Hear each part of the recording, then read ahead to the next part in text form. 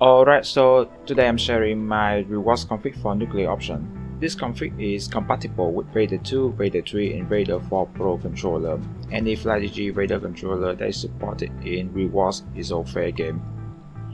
Down below you can find the link to download in the description. And after download the reWASD file and apply it to your gamepad, you want to go to the preference page by clicking this icon in reWASD and then select the gamepad tabs, and you want to make sure the gyro steering assist is set to yaw and the gyro initial state is set to off. Also, you should also activate the show description in the main page so you can see the label for each button press. You can hover over the buttons and it will highlight the corresponding input, the key by. Next, you want to go to the setting in game in the nuclear option, and you want to click on the control page. So in this page, make sure the use virtual joystick or mouse flight control is unticked and set the view motion sensitivity to 0.1, which is the minimum on the slider. Then you want to set the view smoothing to 0.1. So you can start with the 0 and then move slider up until you can see it turn to 0.1, and then that's good enough. Next, open the control binding menu. Now in the control binding menu, you want to select the its input gamepad as a side controller, and then you click on the calibrate. Now in this page, make sure the dead zone slider is set to 0 for the first 4 tabs. So the left stick is left stick Y, right stick is right stick Y. Now the reason is that the Vader 3 and Vader 4 Pro controller use Hall sensing analog stick, and they are very accurate. You don't have to worry about stick drift. So then therefore you can set the dead zone to 0 so that you can have the minimum authority of the analog stick. After that, click done. In the case that you find the controller mapping description a bit too confusing to follow, don't worry, because I have prepared a video tutorial for you. So in this tutorial, I will take you step by step and learn how to use the controller to play nuclear option. First of all, camera control. While using my config, the only way to control camera is to use gyroscope sensor. To activate gyro, you press the left trigger, and while holding the left trigger, you pitch the controller up and down to look up and look down. You yaw the controller to look right and look left. You can also use roll to look horizontally. Now when you use yaws and when you use roll, you use yaw when your eye is level like this and on the level like this, and it's better to use yaws. And you use roll when let's just say you are in a situation where you are dogfighting an enemy and you gotta pitch your head up like this. It's better to use roll to turn your head around than to use yaw. So combining both yawing and rolling the controller, you have a better control over your camera. Let's just say you are new to gyroscope control and you get a bit confusing. You look to the side and you confused, you don't know how to put it back to the center. You can just let go of the gyroscope and then press the left bumper, and it will reset the view to the center. So this should help you if you're completely new to gyro control, but if you have become very proficient at gyro control, you don't need this at all. Moving on to the next part, I will cover the flight control. So the flight control including both analog stick. The left analog stick will control the flight stick, and if you want to pitch the aircraft, you move the stick vertically, and you want to roll the aircraft, you move the stick horizontally. The left stick, that is. If you wish to use the rudder to yaw the aircraft, you use the right analog stick, the horizontal axis. So you move left and move right with a right analog stick. There is no visual indicator right now, but I assure you it is working. Also, you can also control the thrust vector by pushing the analog stick, the right analog stick up and down. So if you push up, it will reduce the vector, and you push down, it will increase the vector. you can see that the nozzle is increasing to the maximum of 90 degrees. And if I push up, it will be set back to 0 degrees. If you push the stick just halfway through, it will increase the degree step by step. So you have better control over the micro adjustment. But if you push all the way, it will engage at full speed. In order to control the throttle, what you're gonna do is that you have to use the left grip buttons and the right grip buttons on the back of the controller. So the right grip buttons will increase the throttle as well as starting the aircraft, and the left grip buttons will decrease the throttle as well as braking the aircraft. And that's the basic flight control and camera control I have covered. So for now, let's just taxi the aircraft to the outside the hangar.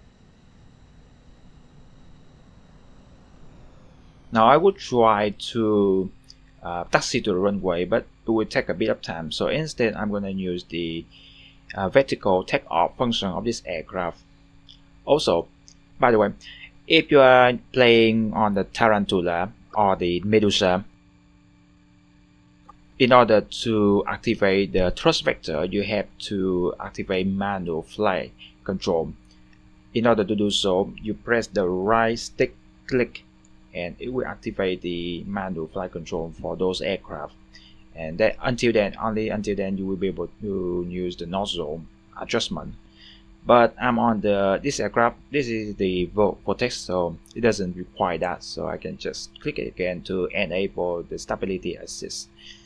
Okay, so now I'm gonna adjust the nozzle to 90 degrees, and then I'm going to increase the throttle so we can take off vertically. You can see the aircraft has ascended, and the tail just touched the hangar because I didn't clear it. Anyway, once you're in the air, you use the left stick click to toggle the gear, landing gear. Anyway, my aircraft is a little bit damaged, but no big deal. I can still fly. So I'm gonna pick up speed and transition to cruise flight.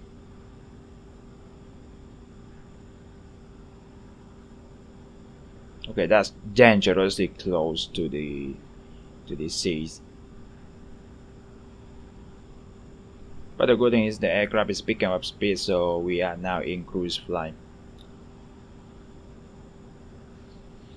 Okay, so we are now in the air, so let's move on to the next part. In this part, I will cover the weapon delivery. In order to fire the weapon, you use the right trigger and press the trigger, it will shoot the gun. If you wish to switch weapon, because your aircraft can carry multiple toy weapons, you want to switch between weapons, you use the S button and it will cycle through the available weapons on your aircraft. So right now I have the air-to-air homing missile, the radar missile, and the air-to-ground AGM missile.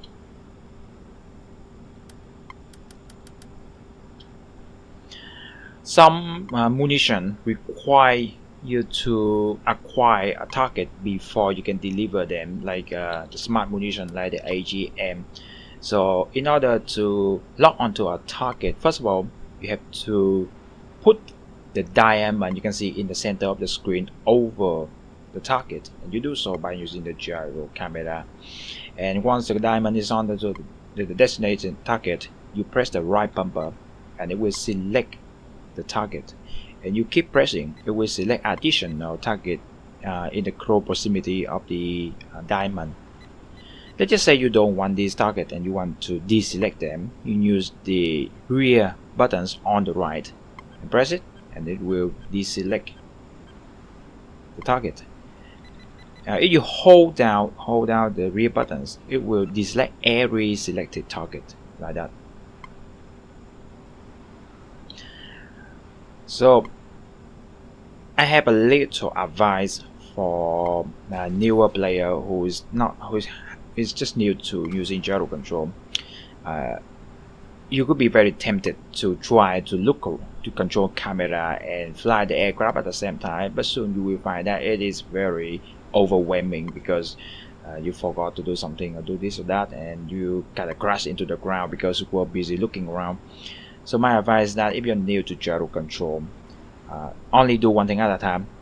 When you are flying, focus on flying and keep your head straight forward and do not engage the gyro camera. And when you wish to use the gyro camera, make sure the aircraft is in a stable flight path, and only then you should engage the gyroscope to look around.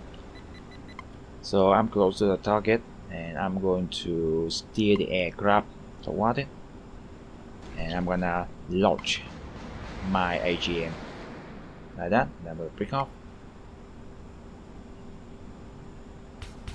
Yeah, that's a target hit. There's some of it outside, but it doesn't matter.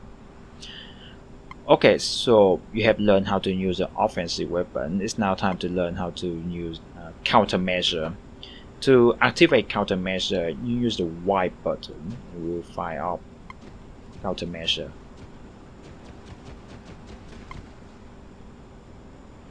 Currently, I have the IFS selected, but some aircraft, like the one I'm flying, also has additional countermeasure. So in order to cycle between them, you use the B button.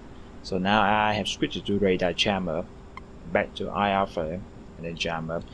I have designed the setup so that these two buttons line up with your finger, so you can use the joint of your thumb to select the target, and then you use the flare. You use the Y button to fire up countermeasure.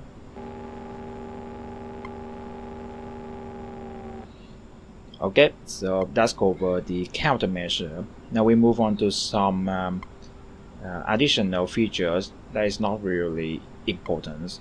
So on the rear, the right side of the button on the right side will activate night vision mode. And on the front, the D-pad. So if you press the D-pad up, it will zoom in very slowly. And you press D-pad down, it zoom out also very slowly. You press the D-pad left, it will toggle the radar. And if you press the right D-pad, it will activate the chat window. But currently we're in single player, so there is no chat to show. If you use the C button, it will open the map. And you can also use the gyro control to grab the map and span around. How do you do that? You use the A button to grab the map.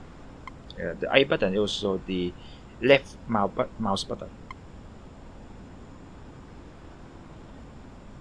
And sometimes you can also use the mouse button to order some units. So let's just say I have a ship here. I can use the A buttons to select them, and then I can use the Z button to order it to move around. But for whatever reason, he is not really responding. Strange, but okay. But yeah, that's conclude the control setup of my config. Anyway, I hope you will find some enjoyable time using this config while playing nuclear option. This game is quite cheap because it's currently in early access, but there's a bunch of things you can do with it. So I think it's very worth money. If you are looking into playing a sort of flash sim light gameplay, this is a very good game to get into, and I hope my config will help you enjoy the game. But if there's any issue, feel free to drop a comment down below, and I will look into it and we try to help if I can. But anyway, that's it for this video. Thank you for watching, and I hope to see you again